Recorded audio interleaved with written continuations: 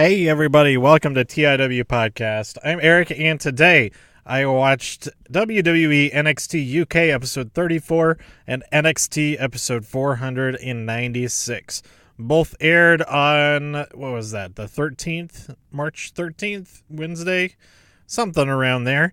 Before I get to that, it's a quick recap of the first night of the Permian Basin Comic Con X. Unfortunately, I personally didn't make any sales, but it was just the VIP preview event. There are a few people who are interested in coming back later in the weekend to get some stuff, so that's hopeful. But yeah, that's just a small, hopefully that's just a small fraction of the entirety of people who will be here today on Saturday and Sunday.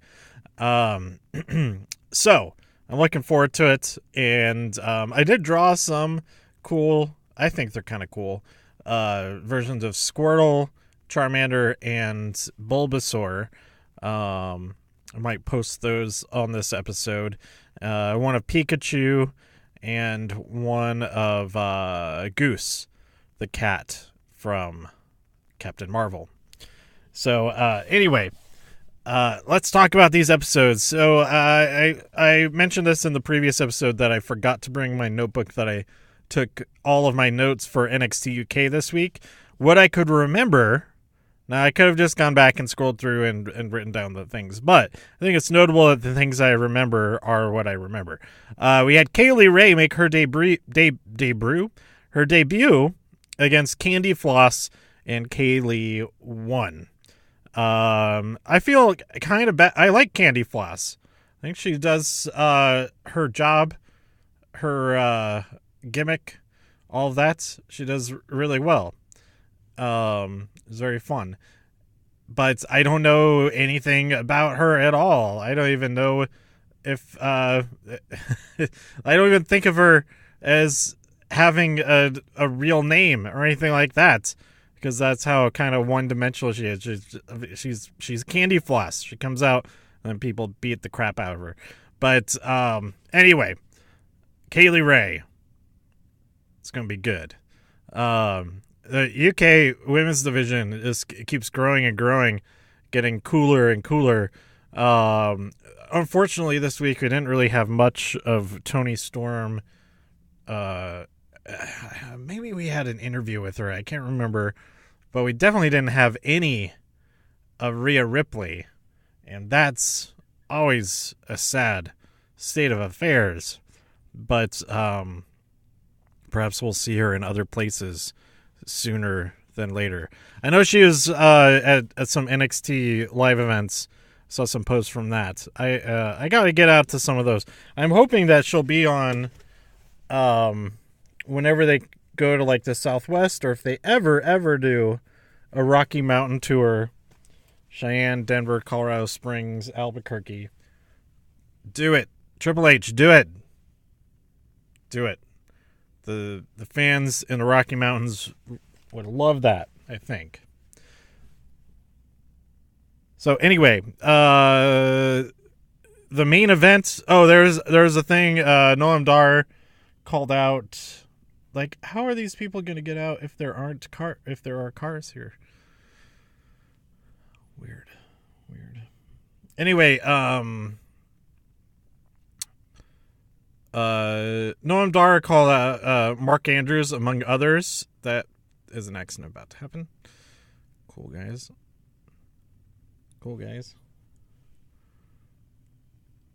these cool guys all around. Like, how are, like, all these people are backing up? Like, I'm not confident in their ability to do that when there's not cars around them.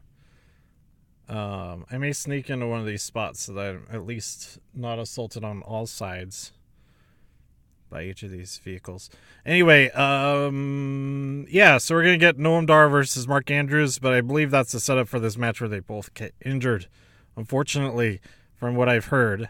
So I'm looking forward to that, but also not looking forward to that, because that's going to be a bummer, but at least we get to see them both in action soon, I think. Then we have let's see. The main event was Pete Dunne and Walter versus Joe and Mark Coffey. This one is definitely worth checking out. Pete and Walter won the match, which is to be expected, I would hope. But these two are going to be going head to head. I'm sure of it. I don't think I don't think it's official yet as far as what's been on TV, but that's absolutely Pete Dunne's next opponent is Walter there. So yeah, that's going to be good. All right.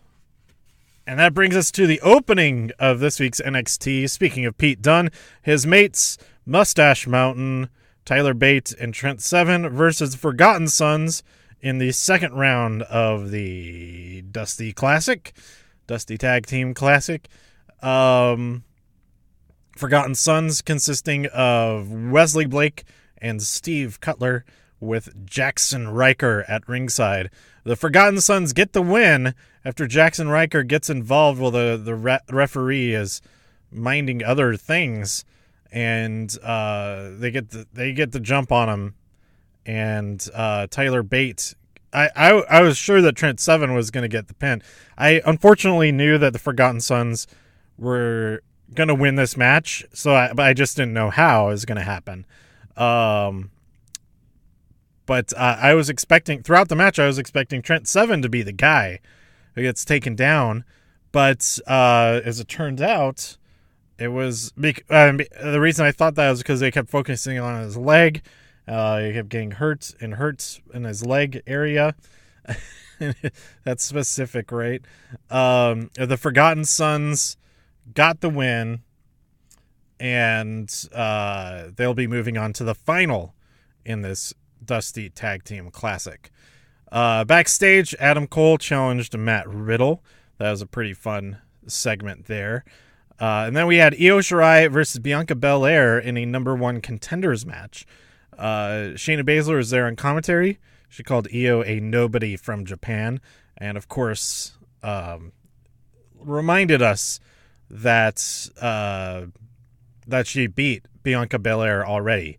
So she doesn't think either of these people deserve a shot at challenging her. But she finally gets fed up with watching them fight, goes in there and attacks Io, puts Bianca in the Kurafuda. Is it Kurafuda? She puts her to sleep. Then Kairi comes out and tries to attack, but Shayna puts her to sleep. And then Io recovers, and she gets put to sleep as well. So they're all dead on the ground. Shayna stands tall. She goes backstage. Kathy is there, and she tells Shayna, well, it's a four-way. And Shayna's, what? The son of a... That was the exact opposite of what I was trying to do. She didn't say any of those things. But I can imagine, maybe, that's what she was thinking. So that's the TakeOver New York Women's Championship match. A fatal four-way between Io Shirai, Bianca Belair, Kairi Sane, and the champion, Shayna Baszler. I was kind of surprised that, they didn't need to come out. She took care of it herself. And that's kind of a nice turn of events that she could do all of that without, of course she was like being a sneaky snake about it, but doing all of that without, I think I should scoot up probably. I feel like I'm like in, anyway, that was a good match. Well, the match itself, it was good too, but there's no, it wasn't a clean finish or anything. We got the interference and all that. And then our main event, Aleister Black and Ricochet, Alan Rick Mufflers versus DIY, Johnny Gargano and Tommaso Ciampa. So during this match, Johnny, there's a double submission. There's some great stuff before this, but Johnny had one of them he had Aleister Black in the Gargano escape, and then Ciampa had Ricochet in a submission. What was that? The Fujiwara armbar, but Ricochet got out of it, lifted Ciampa up, and hit a Death Valley driver into the other guys. And it's hit Johnny right in the leg.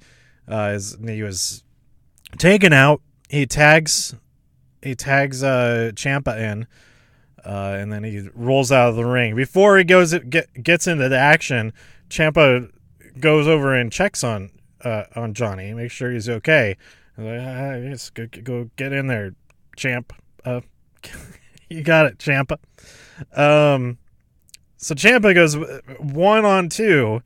Is eventually hit by a black mass after attempting to hit the fairy tale ending, but that's followed quickly by the 630 senton by Ricochet, and Ricochet gets the pin for the win.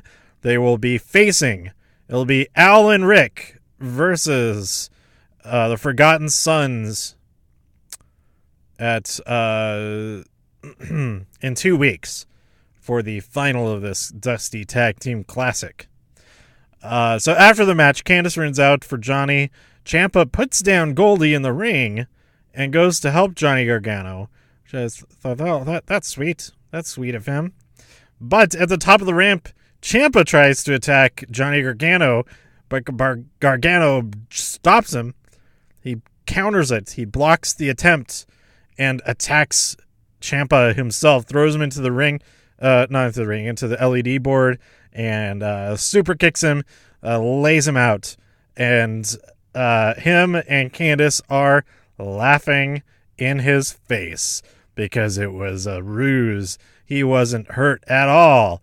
He was faking the entire time just to get back at that bald, bearded jerk. I was about to use another word there. So, to be continued.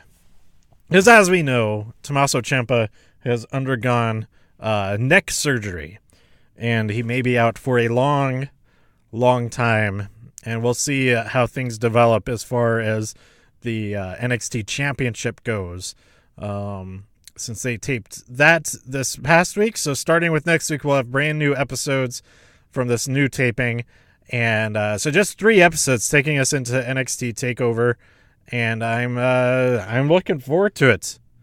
It's going to be great. Just with the one match they've announced so far. And before that, we're going to get, what's his name? Alan Cole versus,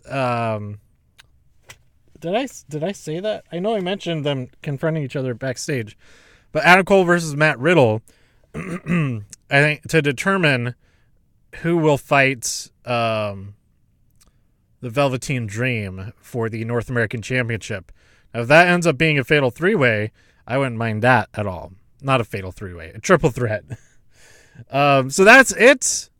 Let me know what you thought about all of those things by tweeting me at TIW Podcast. Go to TIWpodcast.com for more reviews. If you enjoyed this episode or anything else on the site, please share some links with your friends. Subscribe on iTunes, write a review there. Also subscribe on Spotify, YouTube, wherever you listen to podcasts. And I'll be back to talk about Doom Patrol this week. I haven't had a chance to watch it yet. I'll probably watch it tonight after today's convention session. So stay tuned for all of that, and I'll be back soon. This has been TIW Podcast. Thanks for listening. Bye.